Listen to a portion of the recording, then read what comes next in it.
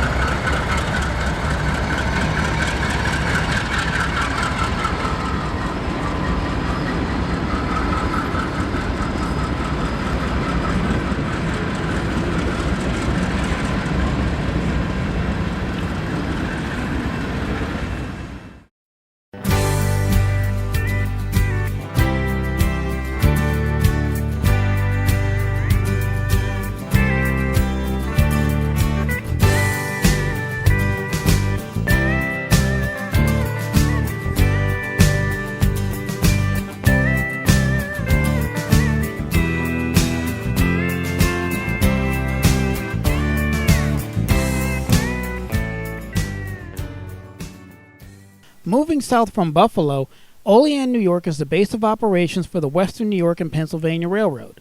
From here, the WNYP can go east to Hornell, New York in a connection with the NS Southern Tier route, west to Meadville, Pennsylvania to another connection with the NS, or the Buffalo line south to Driftwood, Pennsylvania to yet another connection to NS.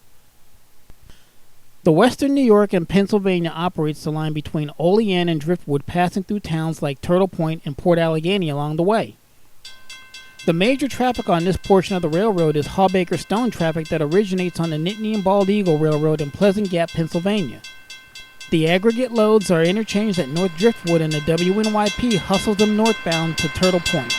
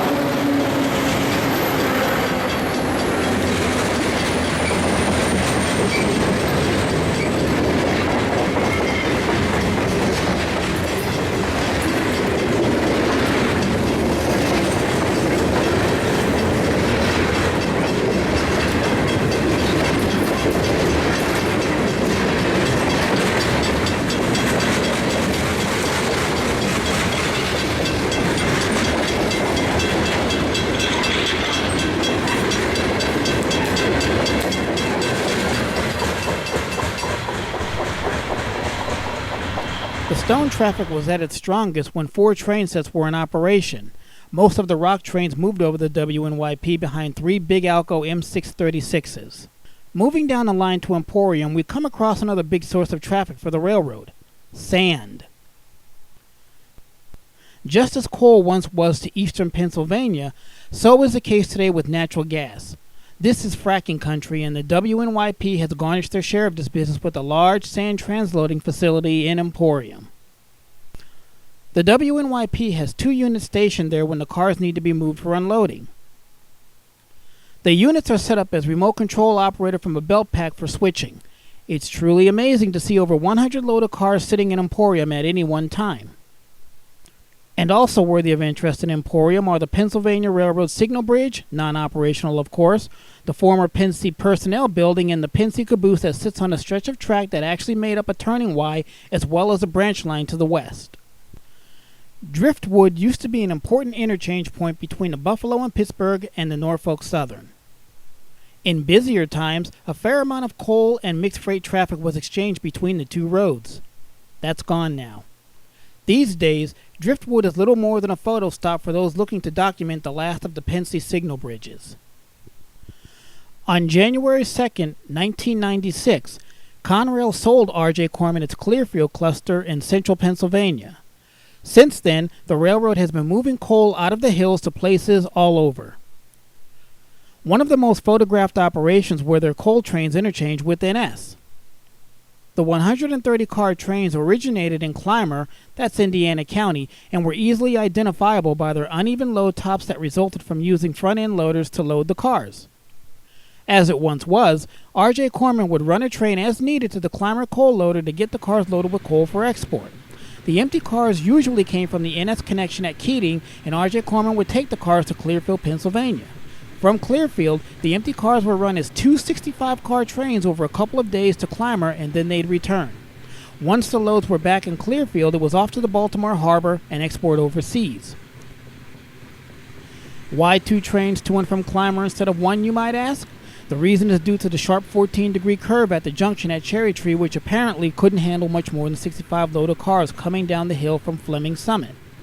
While less than a 1% grade, apparently that was enough, and the 100-plus loads pushing hard down on the diesels would cause a buckling of the train and a couple of unfortunate derailments in the process. And with that, the R.J. Corman came up with the idea of 1 train up and 2 trains back, and so it stood until the end. A few miles down the line at Renovo, the bells continued to toll as the clock continued to tick until the raising of the historic Pennsylvania Railroad engine shop facilities. On the bright side, Coal traffic was heavier in late 2016 with the NS632 and NS633 trains to and from the R.J. Corman at Keating operating several times a week. The Lycoming Valley Railroad had been loading about one coal train per week, which was coal from the Antrim Mining Company in Blossburg, Pennsylvania. This coal was shipped to Baltimore as symbol 638 with empties coming in as symbol 637. It's coming in.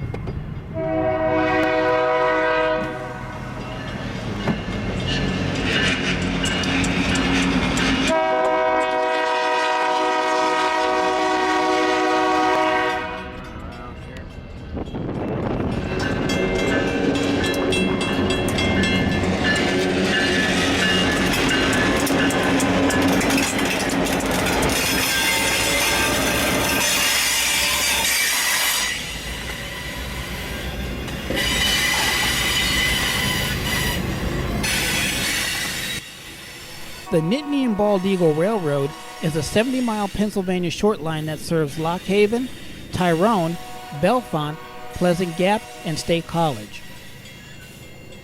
The railroad is one of North Shore System's subsidiary railroads and the private contract carrier of some of the tracks owned by the Joint Rail Authority. The Joint Rail Authority, aka JRA, is an 8-county joint municipal authority formed in 1983 to preserve rail freight service in central Pennsylvania. We couldn't have timed that better if we tried. Oh, God, yeah. In 1984, the JRA purchased 2 lines being abandoned by Conrail consisted of 80 miles of track. At that time, 3,000 jobs were at stake should rail service have been lost. Today, the JRA owns the track of 6 successful short lines comprising 200 rail miles. Moreover, thanks to the JRA, the abandonment of rail lines is no longer a threat as was the case years ago under Conrail or could be with the new private owner. The North Shore System operates the trackage by way of its subsidiaries, the Juniata Valley, the Lycoming Valley, the Nittany and Bald Eagle, the North Shore, the Shamokin Valley, and the Union County Industrial. Together, the lines provide rail service to about 85 industries with over 10,000 carloads a year.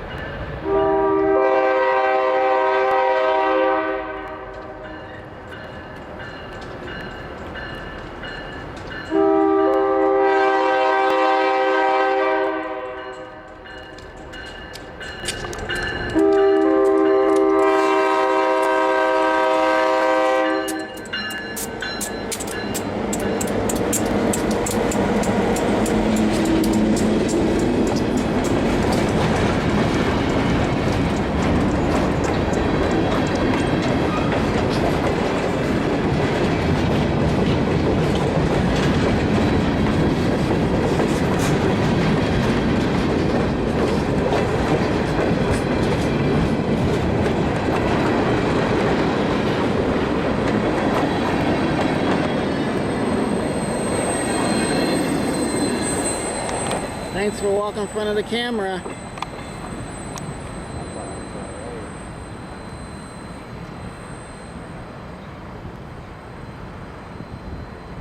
Looking at the signal at CP River, it's 2017 and the overgrowth between the rails tell the story. Local rail activity between Northumberland and Lock Haven on the Buffalo line was at historical lows in 2017, perhaps the slowest this portion of the line had ever been. Following a track outage in 2015 on the Nittany and Bald Eagle for the reconstruction of a track in Tyrone, Norfolk Southern had left trains 10A and 11A on a routing via the Pittsburgh line to Rockville and north to Northumberland. The 10A and 11A, what I like to call the A trains, ran between Conway Yard near Pittsburgh and Northumberland Yard in Northumberland. The trains ran via the Pittsburgh line to Tyrone, PA, where they moved on to the Nittany and Bald Eagle Railroad to Lock Haven.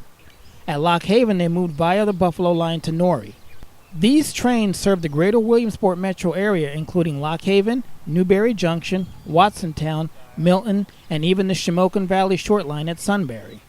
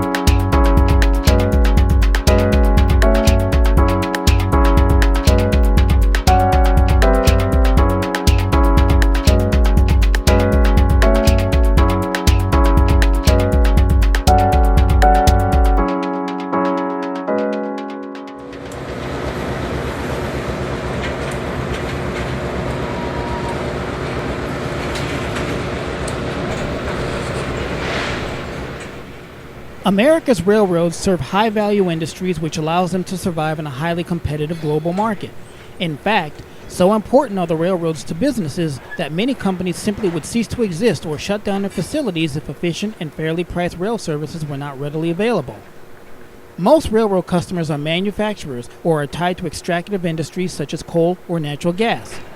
These are employers that regions like ours hold so dear because in most cases, rail-served industries offer the highest paying jobs. In central Pennsylvania, the average wage in manufacturing jobs is nearly double that of service sector jobs. In 1996, Lycoming Valley Railroad took over operations in Newberry Yard, also known as Newberry Junction. Newberry Junction is the ground zero of operations for the Lycoming Valley Railroad and the entire North Shore Railroad system.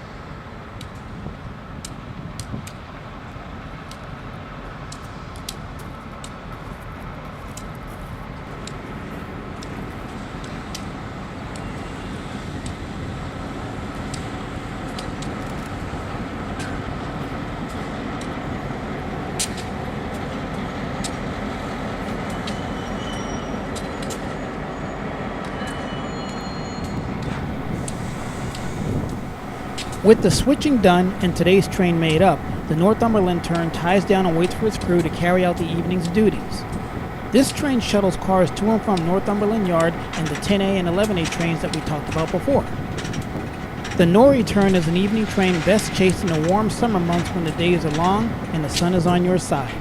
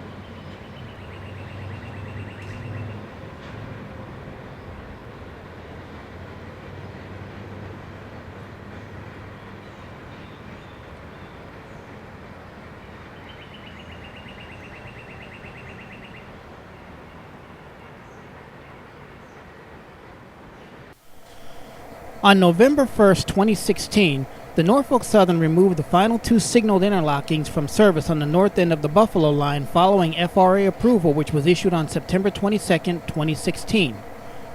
CP Gravity at milepost 8.3 in New York, as well as CP Garden Junction at milepost 5.3, are no longer signal control points and all signals were turned off. CP Gravity was the end of NS ownership and the start of where the Buffalo and Pittsburgh Railroad leases the track.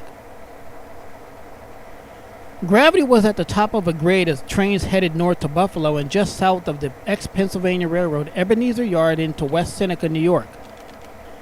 Garden Junction is where the original Buffalo line reached Control Point 5, and the trackage from Control Point Garden Junction to CP 5 had been out of service for years following the Conrail split in 1999 and ultimately went to the CSX Railroad. At one time, this was the primary line to reach the Frontier Yard in Buffalo under Conrail. But with the signals being darkened, there are no longer any Pennsylvania Railroad signals on the Buffalo line from Buffalo to North Driftwood, Pennsylvania. These were the last operating Pennsylvania Railroad-style position light signals in western New York and upstate New York for that matter. Norfolk Southern leases the trackage from Gravity to CP Machias in Machias, New York to the Buffalo and Pittsburgh Railroad. Because of mergers, spin-offs, and even the actions of owner NS, the Buffalo line has seen its best times as a main line come and go. With no mainline freight traffic, sparse local traffic, and rapidly dwindling coal traffic, many rail fans speculate that if the loss of coal traffic to Strawberry Ridge ever becomes a reality, and it's looking more and more like it will, that NS will have little or no reason at all to give any attention to the Buffalo line north of Northumberland Yard. Other rail fans surmise that a smaller carrier could take over the line and build up freight traffic once again, the North Shore system and Seda-Cog being that likely small carrier. Whatever the future holds, we can all remember what the glory days of this historic rail route has meant to us over the decades. The Buffalo line had it all: urban grit, small town appeal, rugged mountains, and rural charm. The Buffalo line symbolizes the best of what American railroading was and should be.